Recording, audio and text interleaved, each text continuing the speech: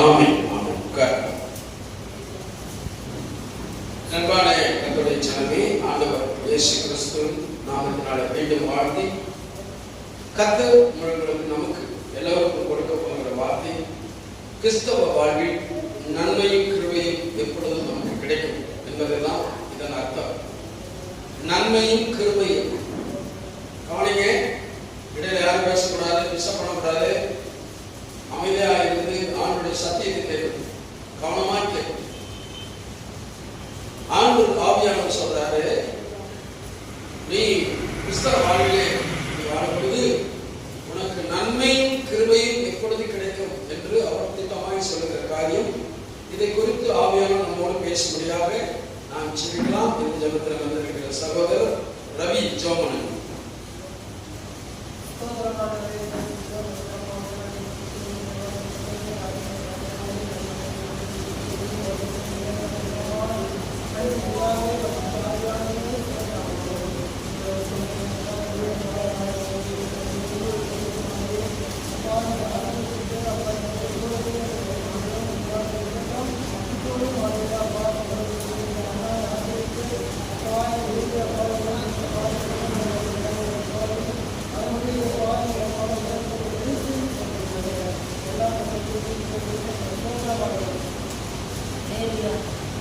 அன்பான கர்த்தருடைய ஜனமே, வாசிக்கலாம் சங்கீதத்தின் புஸ்தகம் 23ஆம் அதிகாரம் 6ஆம் வசனம்.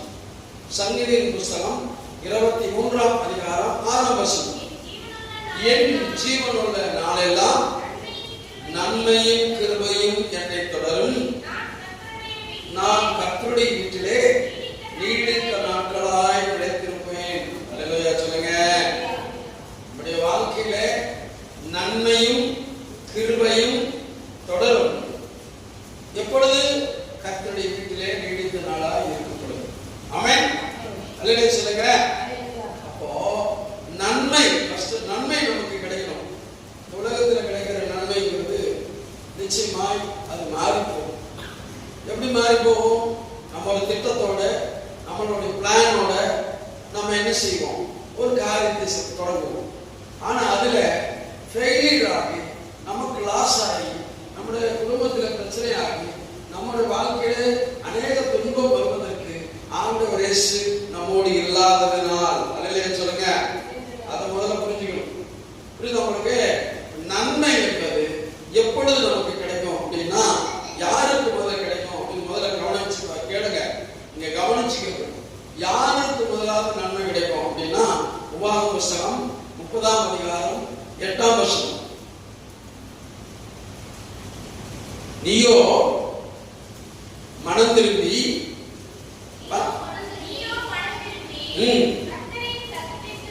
செவி கொடுத்து கற்பிக்கிற எல்லா கற்பனை அப்படின்னா சத்தியம். இந்த வேதத்தில் இருக்கிற வார்த்தை நீ கவனிச்சு, நீயோ மனம் திரும்பி அவருடைய சத்தத்திற்கு செவி கொடுத்து, இங்க உட்கார்ந்துட்டு வேற நினைப்புல இருந்தீங்கன்னா உங்களுக்கு நன்மை கிடைக்காது. கர்த்தருடைய வார்த்தையை கேட்கணும். முதல்ல கேட்டுட்டு அப்புறம் என்ன செய்யணும்?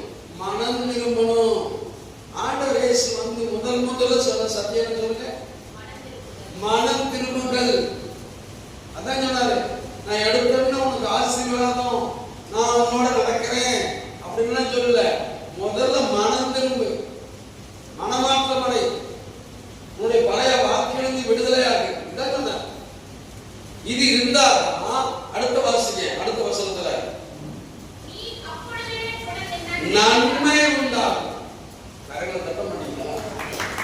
நீ மனம் திரும்பி என் சத்தியத்தை முதல்ல கேட்டீங்கன்னாதாயா உனக்கு நன்மை கிடைக்கும், உனக்கு விடுதலை கிடைக்கும், உன்னுடைய பிரச்சனை தீரும், உன்னுடைய உத்தியோகம் ஆசீர்வதிக்கப்படும், உன் பிசினஸ் டெவலப் ஆகும்.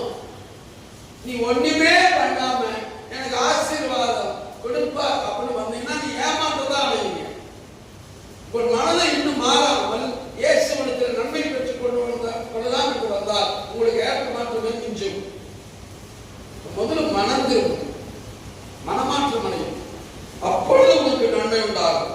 சரி, அவருடைய செயல் மனம் திரும்பிட்டேன். ஐயா, நான் மனம் திரும்பி ரொம்ப வருஷம் ஆச்சு, ரொம்ப இப்ப பக்தியா இருக்கிறேன், இயேசுவை நம்பிட்டு இருக்கிறேன் அப்படின்னு சொல்றோம். அவங்களோட செயல் எப்படி இருக்குமா? வாசிங்க. அதே உபாகம புஸ்தகம் 12ஆம் அதிகாரம் 28ஆம் வசனம்.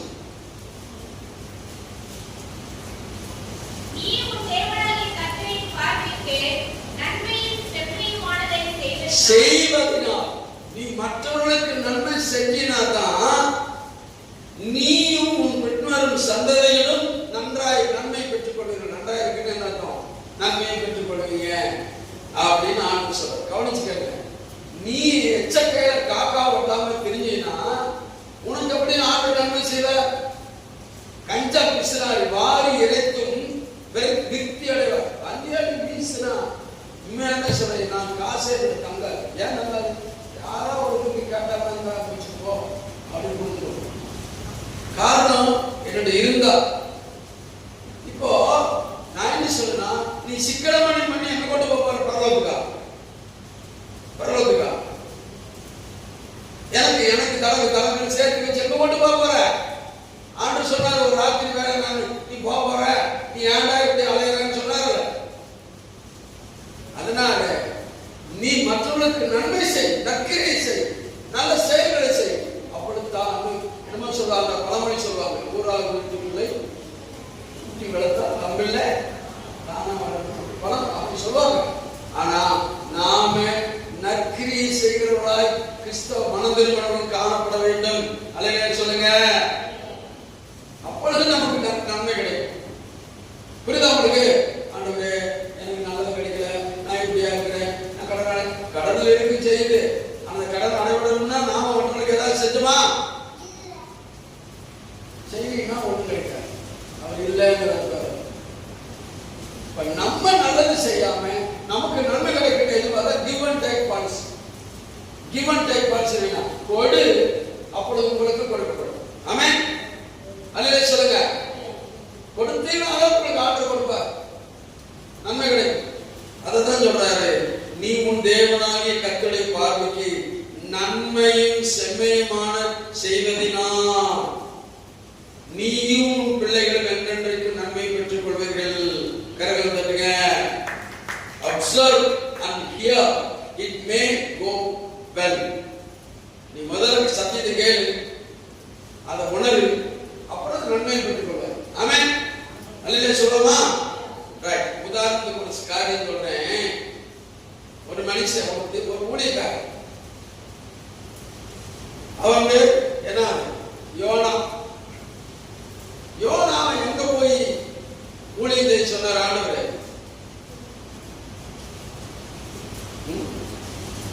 சொல்லுங்க, பைபிள் படிச்சதுன்னு சொல்லுங்க. யோனாவை எங்கே போய் ஊழியம் செய்ய ஆண்டவர் அனுப்பிச்சிருச்சார்? சொல்றேன், பைபிள் படிக்கலைன்னா படி. நான் அனுப்புற மெசேஜ் பிளஸ்ஸிங் மெசேஜ் தான். நிறைய பேர் திறந்த கூட பார்க்கறது. ஏன்? ஆண்டோட வார்த்தை உங்களுக்கு கசக்குதா? நீங்க என்ன கூட வேணாம்னு சொல்லுங்க, ஆனா ஆண்டுடைய வார்த்தை வேணாம் நீங்க தவிர்த்தீங்கன்னா அது எப்படி உங்களுக்கு ஆசீர்வாதம் கொடுக்கும்? நீ அனுப்புற மெசேஜ் அனுப்பி பார்க்கறது இல்லையே, அப்புறம் வேத புத்தகத்தை எங்க படிக்க போற? பைபிளை படிக்கணும். யோனா தீர்க்கதரிசிய ஊழியக்காரனே ஆண்டவர் எந்த தேசத்துக்கு போய் நீ ஆண்டவர் என்னை பற்றி சொல்லு, அந்த தேசத்தை அழிக்க போறேன் அப்படின்னு சொல்லி, எந்த தேசம்? ஆமா, நினிவே. அதை சொல்றது இவ்வளவு நேரமா? யோனா புத்தகத்தை எடுத்து படிச்சு அப்புறமா தான் சொல்லியும். நினிவே தேசம், நினிவே பட்டணம் சொல்லப்பட்டிருக்கு. அது பட்டணம் அல்ல, அது ஒரு ராஜ்யம், அது ஒரு தேசம். அங்க என்ன நடந்தது? அந்த நகரத்தின் ஜனங்கள், அந்த தேசத்தின் ஜனங்கள் மகா மோசமான பாவத்தை செய்து கொண்டிருந்தார்கள். இந்த தேசத்தை நான் அழிக்க போறேன் அப்படின்னு சொல்லுங்க. யோனா, யோனாவை குறித்த சப்ஜெக்ட் அல்ல, அந்த தேசத்தை குறித்த சப்ஜெக்ட். புரியுது உங்களுக்கு? அழிக்க போறேன் அப்படின்ட்டு. இப்ப கூட இந்த உலகத்தை அழிக்க போறேன் சொல்லி வச்சுட்டார். அது எப்படின்னா, நெருப்பு நட்சத்திரத்தை பூ போல உதரும், பூமி வெந்து உருகி போகும். இதான் அவர் சொல்றது. ஜலத்தினால் அழிச்சுட்டார் ஒரு தடவை, இனி நெருப்பினால் அழிக்க போற, அக்னியினால் அழிக்க போறேங்கிறது உண்மை நடக்க போகும். ஆனா அதுக்கு முன்னால நாம எல்லாரும் என்ன செய்யணும்? மனம் திரும்பி கர்த்தருடைய சத்தியத்தை கேட்டு உணர்ந்து அதன்படி நடந்தால் நமக்கு நன்மை கிடைக்கும். அல்லேலூயா சொல்லுவோமா? ரைட். இப்போ யோனாவை அந்த நினிவே பட்டணத்துக்கு தேசத்துக்கு அனுப்பிச்சிட்டார். அங்க போய் யோனா தீர்க்கதரிசனம் சொல்றார்.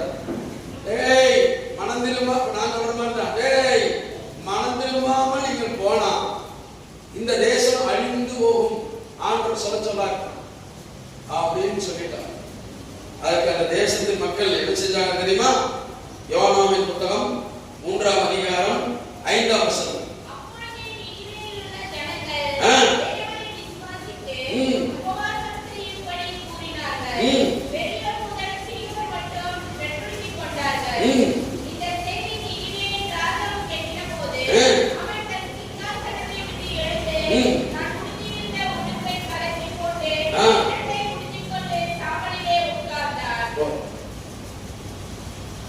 நினிவே பட்டணத்து ஜனங்களுக்கு ஆண்டவர் வந்து யோனா மூலமாய் சுவிசேஷம் கர்த்தருடைய வார்த்தையை சொன்ன உடனே இது அதான் உணர்வு. அதுதான் ஆண்டவர் சொன்னா நடக்குங்கிற விசுவாசம் நம்ம சொல்லிட்டோம்.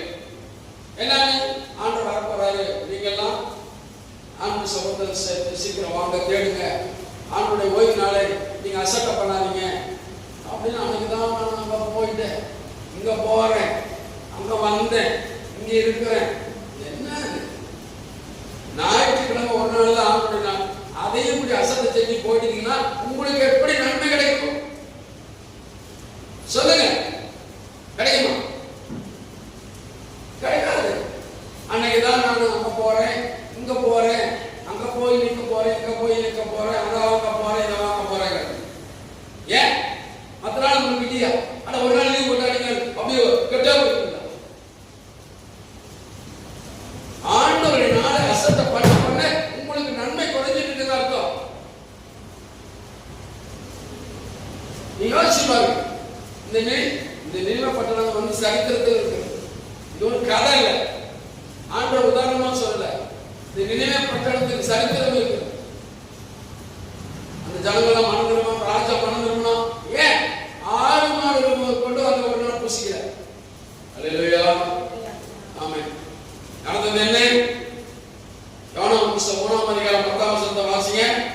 அவர்கள் தங்கள் பொல்லாத வழியை விட்டு திரும்பினார்கள் என்று தேவன் அவர்களுடைய கிரியைகளை பார்த்து. கிரியைகளை பாருங்க, அதான் விஷயம். கிரியை நம்ம தான் ஜெபம். ஆண்டவரே என்ன மன்னிச்சிரும், நான் இனிமேல் செய்ய மாட்டேன் அப்படின்னு சொல்லுவோம். ஆனா திரும்பி பார்த்தீங்கன்னா மறுபடியும் அதே வேலை தான் செஞ்சுருக்கோம்.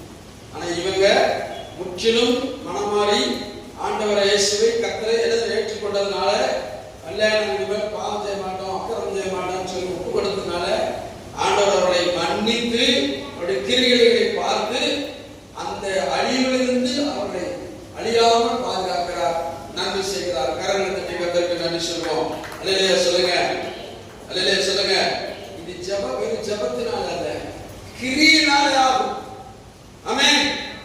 கிரியில்லாத விசுவாசமும், கிரியில்லாத அன்பும், கிரியில்லாத ஜெபமும் வேஸ்ட். புரியுதா உங்களுக்கு? கிரியோட கூட நடக்கதான் தேவன் நம்மை பார்த்து நமக்கு நன்மை செய்கிறார். அடுத்து 2வது கிருபை, மெர்சி. நன்மையும் கிருபையும் என்னை தொடரும். அடுத்து கிருபை நம்மை பார்த்துட்டோம், அடுத்து கிருபை பார்ப்போம். கிருபை என்றால் என்ன? வாசிக்கலாம். நெகேமியா புத்தகம் 9ஆம் அதிகாரம் 31ஆம் வசனத்தை. கிருபை என்றால் என்ன? நெகேமியா புத்தகம் 9ஆம் அதிகாரம் 3ஆம் வசனம். ஆகிலும் உம்முடைய மிகுந்த இரக்கங்களின்படியே அவர்களை நிர்மூலமாக்காமலும் அவர்களை கைவிடாமலும் இருந்தீர். நீ கிருபையும் இரக்கம் உள்ள தேவன். படிக்க மாட்டேங்கிறீங்க. நெகேமியா புத்தகம் எங்க இருக்குன்னு உங்களுக்கு தெரியாது. 9:31 வாசிங்க. ஆகிலும் உம்முடைய மிகுந்த இரக்கங்களின்படியே அவர்களை நிர்மூலமாக்காமலும் அவர்களை கைவிடாமலும் இருந்தீர். நீ கிருபையும் இரக்கமும் உள்ள தேவன். கிருபை என்றால் என்ன அப்படின்னா, மிகுந்த ஆண்டவர் கடவுள். கவனிங்க, நம்முடைய ஆண்டவர் கடவுள் நம்மே மிகுந்த இரக்கம் செய்வதற்கு பேர் தான் கிருபை. அதுக்கு ஆங்கில பைபிள் என்ன சொல்லுது? The greatest mercy என்று சொல்லப்படுகிறது. மிகுந்த இரக்கம். ஒருவர் மேல் மிகுந்த இரக்கம் வைத்தால் அதுக்கு பெயர் தான் என்னங்க? என்னங்க? மிகுந்த இரக்கம் வைத்தால் அதுக்கு பேர் என்னங்க? அன்பு அப்படின்னு சொல்லப்பட்டிருக்கு. கிருபை. நம்முடைய ஆண்டவர் இயேசு நம்ம மிகுந்த இரக்கம் பாராட்டணும்னா நம்ம கிருபை வைத்திருக்கிறார் என்று அர்த்தம். அல்லேலூயா, அல்லேலூயா. இதற்கு தகுதி உள்ளவர்கள் யார்? யாத்திரா புஸ்தகம் 33ஆம் அதிகாரம். ஒரு நம்முடைய ஆண்டவர் நம்ம கிருபை வைக்க வேண்டும்னா, மிகுந்த இரக்கம் காட்டணும்னா அதுக்கு ஒரு தகுதி வேணும் இல்லையா? யார் மேல் வைப்பார் கிருபை அப்படின்னா 33ஆம் அதிகாரம் 16ஆம் வசனம். யாத்திராகம் இல்லை, யாத்திராகம் புஸ்தகம் 33:16.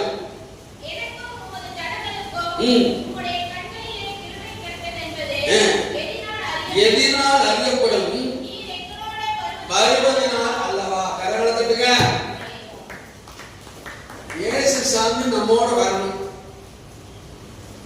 இயேசு சாமி இப்ப நம்மோட உயிரோட இருக்கிறாரா? இல்ல. அப்ப பரிசுத்த ஆவியானவர் நம்மோட வரணும். ஆமென். அப்ப நம்மோட வந்தாரா அவருடைய கிருபை நம்மோட இருக்குன்னு அர்த்தம். ஆமென். அல்லேலூயா சொல்லுங்க, அல்லேலூயா சொல்லுங்க. யாரோடு கர்த்தர் வருவார்?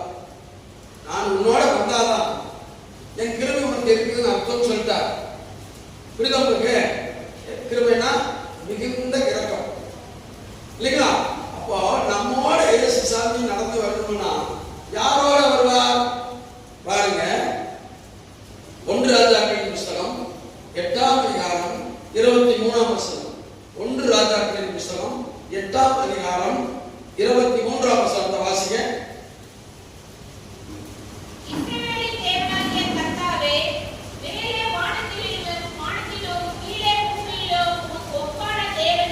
இல்லை, தங்கள் முழு இருதயத்தோடும். பாத்தீங்களா? அப்ப இயேசுவோட எப்படி போகணும்? கொஞ்சம் வீட்ல, கொஞ்சம் பிசினஸ்ல, சொல்லுங்க, கொஞ்சம் வேலையில, கொஞ்சம் மற்ற உலகத்துல, இப்படி எல்லாம் வச்சுக்கிட்டு இயேசுக்கும் கொஞ்சம் இருதயத்தை கொடுத்தோம்னா நம்மளோட வருவாரா? வருவாரா? வரமாட்டார். அவர் என்ன சொல்றாரு? உங்கள் முழு இருதயத்தோடும். நமக்கு முன்பாக நடக்கிற இயேசு, நாம் அவரோடு நடக்க வேண்டும். உலகம் ஜலத்தினால் அழிக்கும் போது நோவாவுக்கு என்ன கிடைத்தது? கர்த்தருடைய கண்களில் கிருபை கிடைத்தது. எப்படி கிடைத்தது?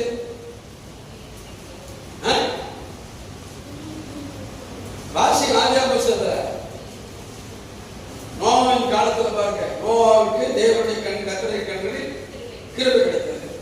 எப்படி கிடைச்சது? அவன் நீதிமானும் உத்தமனும்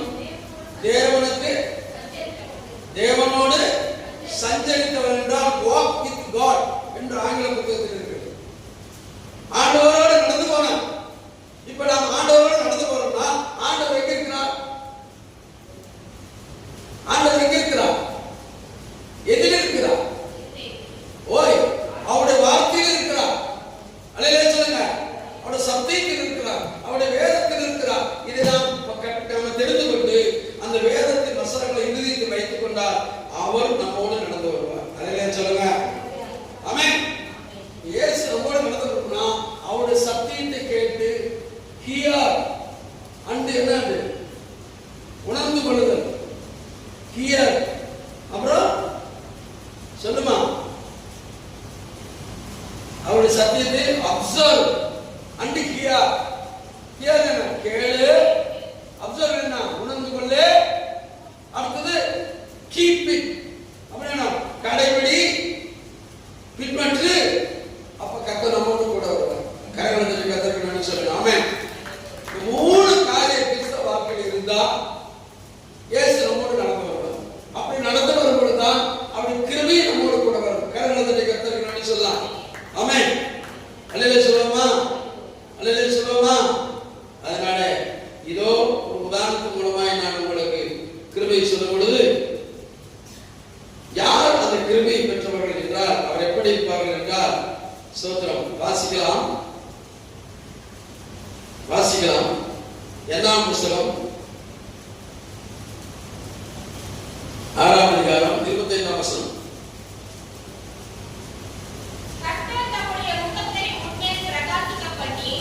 கிருபை பெற்றவன் முகம் எப்படி இருக்கும்? பிரகாசமா இருக்கும். இயேசு கிறிஸ்துவை ஏற்றுக்கொண்டவர் முகம் எப்படி இருக்கும்? சொல்லுங்க. பிரகாசமா இருக்கும், மகிழ்ச்சியா இருக்கும். என்ன வந்தாலும் இயேசுவை நம்புவோம். யார் கைவிட்டாலும் அவருடைய சத்தியத்தை பின்பற்றுவோம். ஆமென். அல்லேலூயா சொல்லுங்க. ஏன்? அவருடைய அன்பு நம்மை நெருக்குகிறதுனால. அல்லேலூயா சொல்லுங்க. மனுஷன் விலகி போகும், இயேசு அன்பு மாறாது. ஆமென். அந்த அன்பை கடைபிடித்துக் கொண்டால், அன்பை பிடித்துக் கொண்டால் நம் இருதயம் எப்பொழுதும் மகிழ்ச்சியோடு இருக்கும், முகம் வெளிச்சமா இருக்கும். இஞ்சி தினம் பரவாயில்ல இருக்காரு. ஆமென். இஞ்சி தினம் பரவ பார்த்துக்கிறீங்களா? அது எப்படி இருக்கும்? பூஜை எப்படி பார்த்தாலும் அதல்ல, மகிழ்ச்சியோடு வாழ்க்கை. மகிழ்ச்சியோடு வாழ்கிற வாழ்க்கை தான் இயேசுவோடு வாழ்கிற வாழ்க்கை. ஆமென். அல்லேலூயா சொல்லுங்க. இப்போ உதாரணம் சொல்றேன். சாலமோன் தன் தகப்பனாகிய தாவீதை பற்றி சொல்றான். என்னன்னு 1 ராஜாக்கள் புஸ்தகம் 3ஆம் அதிகாரம் 6ஆம் வசனத்துல வாசிங்க. யார் திருப்தியிலே இருப்பார் என்று சொல்லப்படுது. வாசிமா. 1 ராஜாக்கள் புஸ்தகம் 3ஆம் அதிகாரம் 6ஆம் வசனம். சீக்கிரம்.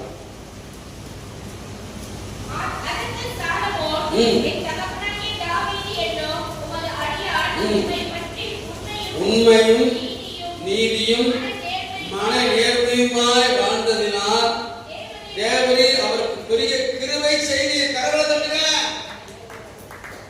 பாத்தீங்களா?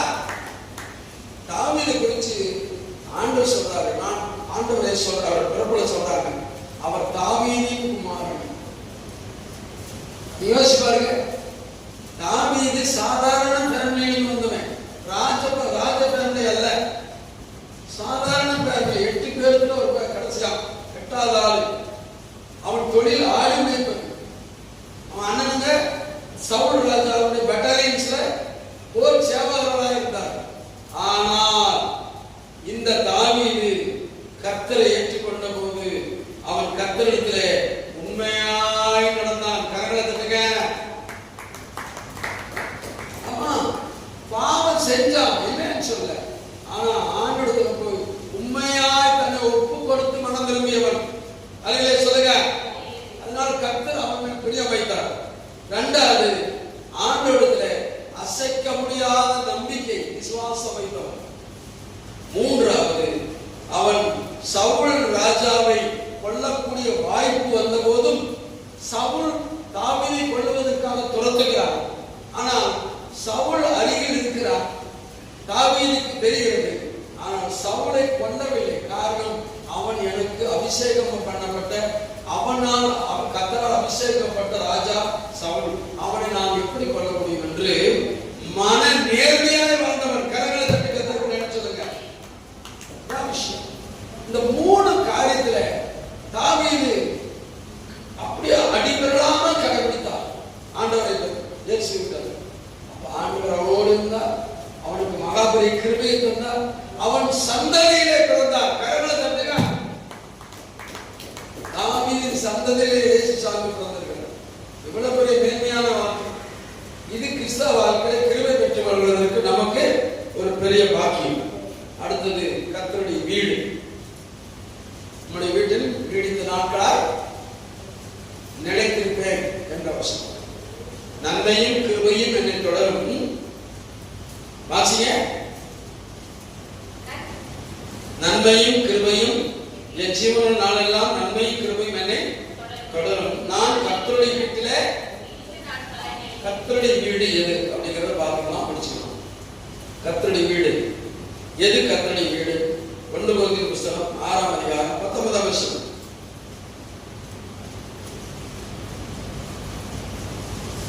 1 கொரிந்தியர் புஸ்தகம் 6ஆம் அதிகாரம் 19ஆம் வசனம். உங்கள் சரீரமானது. அப்ப நம்ம சரீரத்துல யார் தங்கி இருக்கிறா? சொல்லுங்க. இயேசு சாமி தங்கி இருக்கிறார். அந்த இயேசு சாமி நம்ம இதயத்தில், நம்ம சரீரத்துல தங்கி இருக்கணும்னா அங்க யார் தங்குவார்கள்? 2 ராஜாக்கள் புஸ்தகம் 8ஆம் அதிகாரம் 11ஆம் வசனத்தில் சொல்லப்பட்டிருக்கிறது, தேவரீர் வாசம் பண்ணத்தக்க வீடும் நீர் என்றைக்கும் தங்கத்தக்க நிலையான ஸ்தானம் ஆலயம் என்று சொல்லுகிறார். அப்போ நம்முடைய சரீரமாகிய ஆலயம், சரீரமாகிய வீடு இயேசு சாமி வந்து தங்கணும். அப்ப அதுக்கு என்ன செய்யணும்? ஒரு உதாரணம் இங்க கவனி. லூக்கா சுவிசேஷம் 19ஆம் அதிகாரம் 2ஆம் வசனத்துல வாசிங்க.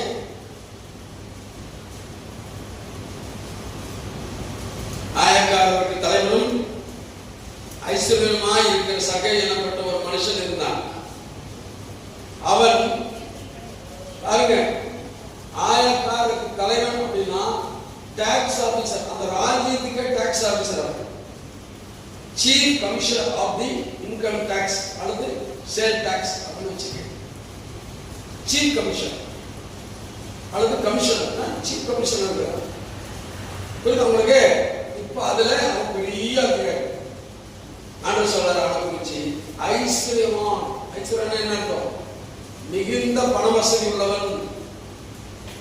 பாருங்க, பணம் இருக்குது, பதவி இருக்குது, படிக்காம அவன் ஆட்களா இருக்க முடியாது. புரியுது உங்களுக்கு? அவன் நல்லா படிச்ச மேதா.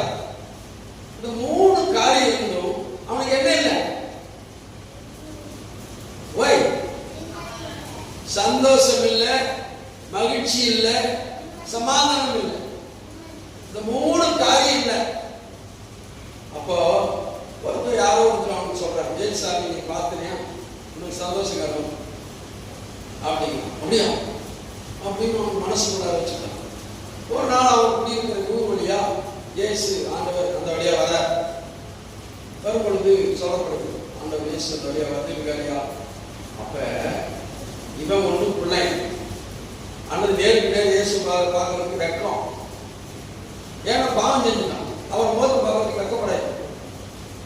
அப்போ இந்த பணவசதி உள்ள பணக்காரனாகிய படித்த மேதாவியாக இந்த டாக்ஸ் ஆபீசரு ஆண்டவர் எப்படிப்பட்டதுன்னு சொல்லி உயர்ந்த மரத்துல ஏறான். அது கடாத்தியமாக உயர்ந்த மரத்துல போய் ஏறி கிளைகளோட ஒளிஞ்சிட்டு பார்த்துக்கிட்டான். ஏசாமி வந்தார், ஆண்டவருடைய வந்தார். என்ன சொன்னார்?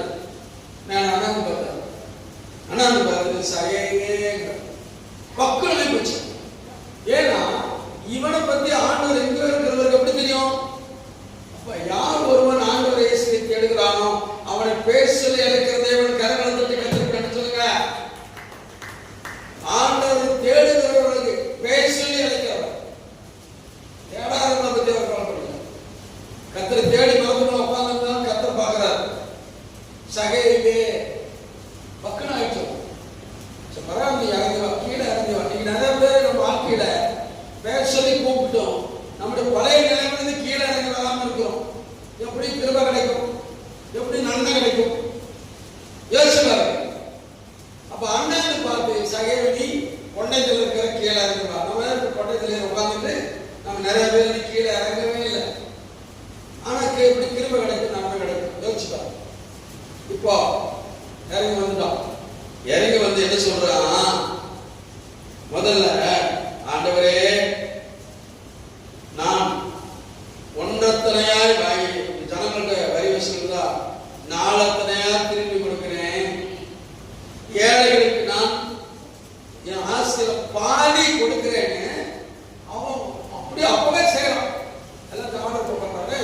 அதை வந்து அவங்க எல்லாத்தையும் பிரிச்சு கொடுத்துக்கிறான். அது அவனுக்கு கீழே இருக்கிற அதிகாரிகளுக்கு கட்டுறாரு. இதை கிரியை பண்ண ஆண்டவர் பார்த்து என்ன சொல்றாரு? இன்னைக்கு இந்த வீட்டுக்கு என்ன வந்தது? ஒரு மனம் திரும்பின ஒரு பாவிக்கு தான் ரட்சிப்பு வரும், ஆண்டவர் கிருபை வரும். அடுத்து என்ன செய்யறாரு பாருங்க. லூக்கா சுவிசேஷம் 19ஆம் அதிகாரம் 6ஆம் வசனத்துல சந்தோஷத்தோட கர்த்தரை அழைத்து போகிறார். கரங்களை தட்ட மாட்டீங்களா? நான் கர்த்தரோடு நடந்து போனாங்கிறது சும்மா டுபா கூட இருக்கக்கூடாது. உண்மையா இயேசுவோடு நடந்து போகணும்னா உண்மையா சத்தியத்தை கேட்கணும், உண்மையா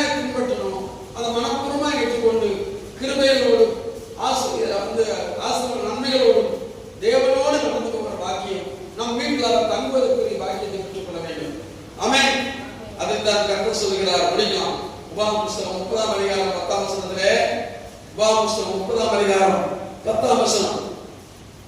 உன் தேவனாகிய கர்த்தருடைய சத்தத்திற்கு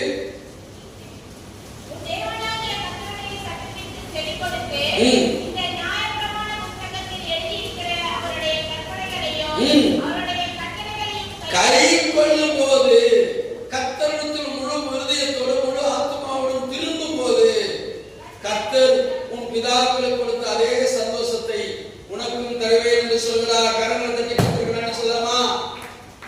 தயா, நீ முதல்ல சத்தியத்தை கேளு, அதை உணரு, அதன்படி பின்பற்று.